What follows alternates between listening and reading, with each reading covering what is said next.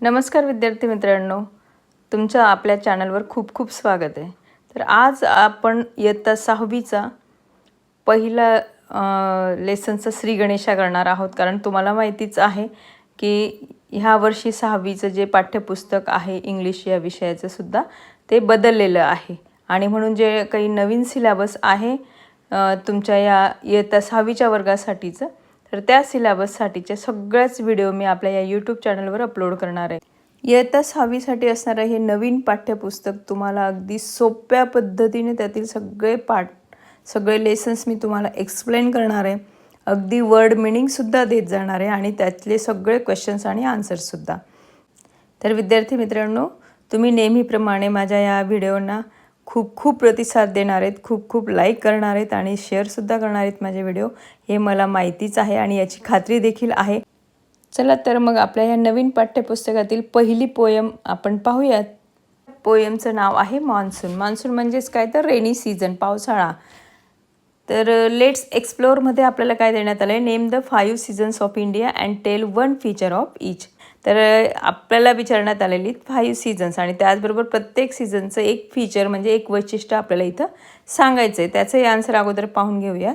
तर ह्या 5 सीझनची 5 ऋतूंची नावं आहेत समर, मान्सून, ऑटम, विंटर आणि spring.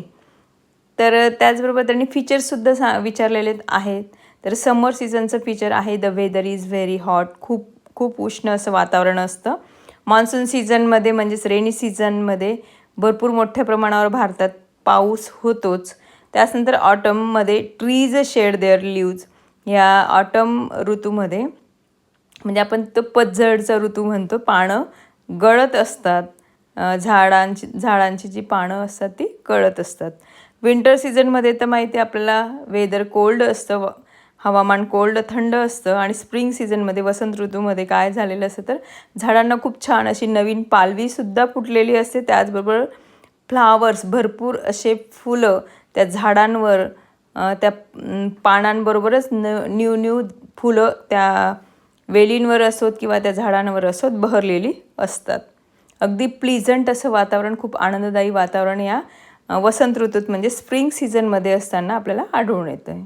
The sun is shining oh so hard, the land has dried it's so parched, the fields are hungry, rivers thirsty, oh rain come our way. तर विद्यार्थी मित्रांनो, पुढच्या व्हिडिओमध्ये आपण पूर्ण पोयमचं जे एक्सप्लेनेशन आहे, मराठीत भाषांतर आहे ते पाहणार आहोत आणि त्याचबरोबर एका व्हिडिओमध्ये आपण वर्ड मिनिंग्स म्हणजे शब्दार्थ पाहणार आहोत। तर भेटूया आपल्या नेक्स्ट व्हिडिओमध्ये। तुम्हाला माझी व्हिडिओ नक्की आवडेल, व्हिडिओला लाईक करा, फ्रेंड्ससोबत शेअर करा। त्याचबरोबर तुम्ही जर माझ्या चॅनलवर नसाल तर चॅनललाही सबस्क्राईब करा।